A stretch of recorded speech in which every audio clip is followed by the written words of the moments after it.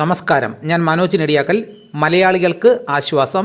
കാത്തിരുന്ന വാർത്തയെത്തി. ഒഴിവായത് ഓണം മുതൽ തുടങ്ങിയ പ്രതിസന്ധിക്ക്. അടുക്കള ബഡ്ജറ്റ് താളം തെറ്റിച്ച് കുതിച്ചുയർന്ന വെളിച്ചെണ്ണ വിലയിൽ ആശ്വാസം. തേങ്ങയും കൊപ്രായും കൂടുതൽ ലഭ്യമാകാൻ തുടങ്ങിയതോടെ വെളിച്ചെണ്ണ വിലയിൽ കുറവുണ്ടായതെന്ന് വ്യാപാരികൾ പറയുന്നു. നിലവിൽ 245 രൂപ മുതൽ 1 ലിറ്റർ വെളിച്ചെണ്ണ ലഭ്യമാണ്. വിവിധ കമ്പനികൾ പല വിലയാണ് ഈടാക്കുന്നത്. കേരഫെഡിൻ്റെ വെളിച്ചെണ്ണയ്ക്ക് 360 രൂപയാണ് വില. ഓണക്കാലത്ത് തേങ്ങയുടെയും വെളിച്ചെണ്ണയുടെയും കൊപ്രായുടെയും വില വലിയ തോതിൽ ഉയർന്നിരുന്നു.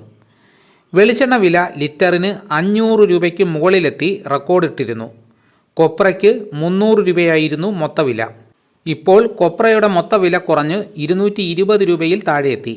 മൊത്ത വിപണിയിൽ 35 രൂപ മുതൽ 40 രൂപ വരെയും ഉണ്ടായിരുന്ന പൊതിക്കാത്ത തേങ്ങ ഒന്നിന് 32 രൂപയും കിലോയ്ക്ക് 75 രൂപയുണ്ടായിരുന്ന പൊതിച്ച തേങ്ങയ്ക്ക് 60 രൂപയുമായി കുറഞ്ഞു. കോഴിക്കോട്, പാലക്കാട്, മലപ്പുറം എന്നിവിടങ്ങളിൽ നിന്ന് ജില്ലയിലേക്ക് തേങ്ങ എത്തുന്നുണ്ട്.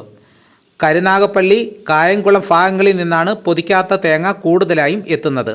കോഴി ലഭ്യത കുറഞ്ഞു. ക്രിസ്മസും ന്യൂ ഇയറും കഴിഞ്ഞിട്ടും പിടിതരാതെ കുതിച്ചുയർന്നു ചിക്കൻ വില. ഇന്നലെ 1 കിലോ ചിക്കൻ്റെ വില 185 രൂപയായിരുന്നു. നാടൻ കോഴിക്ക് 220 രൂപ മുതൽ 230 രൂപ വരെയും ഈടാക്കുന്നത്. പ്രാദേശിക അടിസ്ഥാനത്തിൽ വിലയിൽ മാറ്റം വരാം. ക്രിസ്മസിന് 160 രൂപയായിരുന്നു വില. ക്രിസ്മസ് അടുപ്പിച്ച് എല്ലാ വർഷവും വില അല്പം ഉയരുമെങ്കിലും ആദ്യമായാണ് ഇത്രയും വർദ്ധിച്ചതെന്ന് വ്യാപാരികൾ പറയുന്നു. കോഴി ലഭ്യതയുടെ കുറവ് പറഞ്ഞാണ് വില കൂട്ടുന്നത്.